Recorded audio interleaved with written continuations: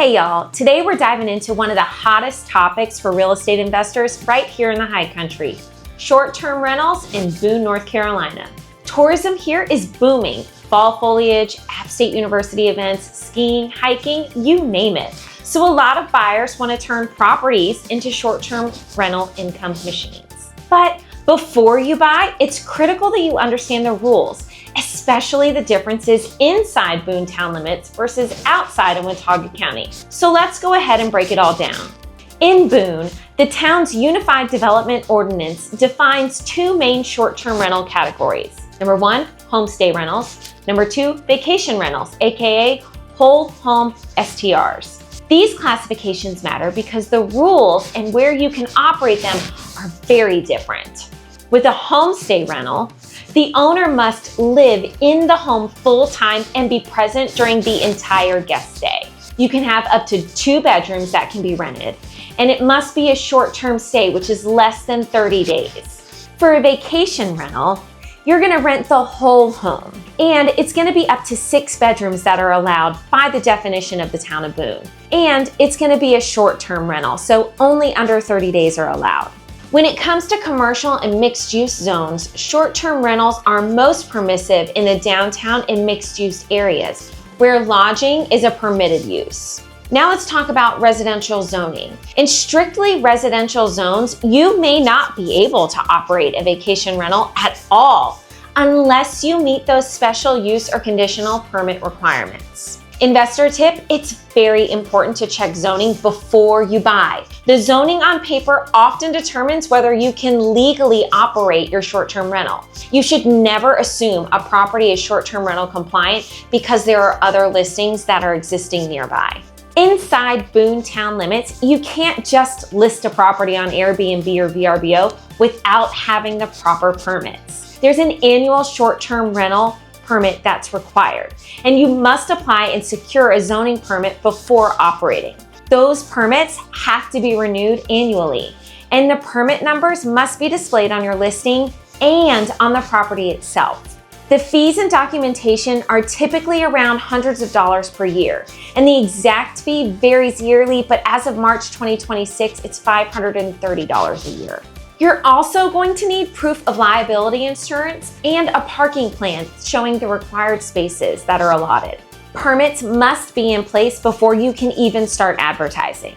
And non-conforming short-term rentals in operation prior to 2020, they had deadlines to comply or they had to shut down.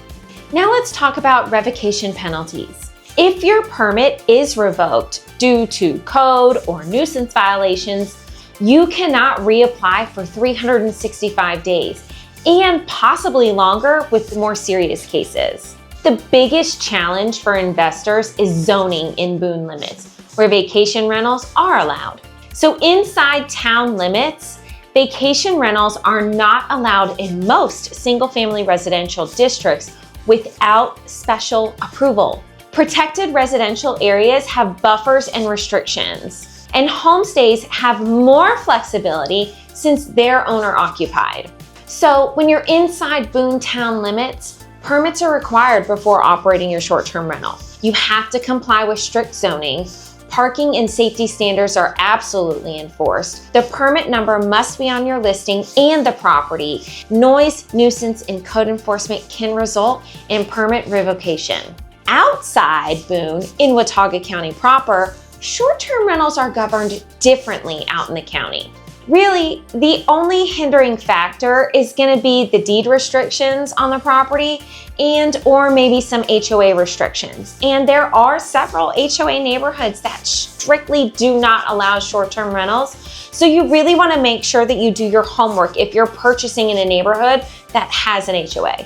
Whether you're inside Boone town limits or out in the county, here are several rules all investors need to make sure they understand. There are occupancy limits, typically based on bedrooms and extra guests, often 2 guests per bedroom and up to around 10 total in many of the jurisdictions. There are parking requirements. 1 parking space per bedroom is a common requirement inside Boone town limits. There are safety codes. Smoke and carbon monoxide detectors are required. Fire extinguishers are required in compliance with building codes.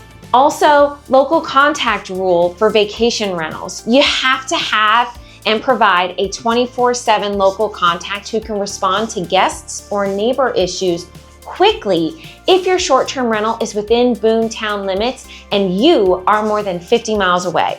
And last, noise and nuisance compliance. Multiple verified code or noise violations within a year can trigger revocation.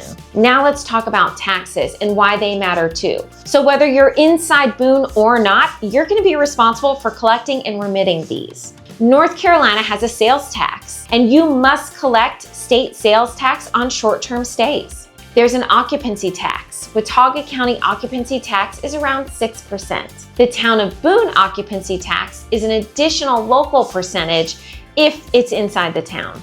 Platforms like Airbnb may collect some taxes automatically, but hosts must register with the North Carolina Department of Revenue and ensure compliance for any taxes not collected by those platforms. So here's the investor's bottom line. Don't assume zoning allows short-term rentals. Listings may exist, but that doesn't mean that they're compliant. Permits absolutely matter within town limits. And operating without correct permits can lead to fines, cease and desist orders, or permit revocation. Folks, taxes are not optional. Missteps in tax remittance can lead to severe penalties. And make sure you're checking those HOA and covenants. Many communities prohibit or limit short-term rentals, even if the town allows them. So always verify separately, as they typically are not part of the official town code. So if you're inside Boone town limits, you're gonna have more regulation and more red tape. And if you're outside town limits, there's definitely more flexibility, but watch out for those HOA rules. And just make sure you're doing your homework. If this breakdown helped you, go ahead and give this video a thumbs up and drop a comment if you want a zoning or investment analysis for another town right here in the High Country. I'm Terri Boyer with Mountain Life Realty, powered by Keller Williams High Country, and we've got plenty more resources for short-term rental investors. So feel free to call, text, or email with any questions that you may have. And remember, these rules can change, so it's always important to double check them before making any investment property purchases. Thanks for watching, and I'll see y'all next time. Bye, y'all.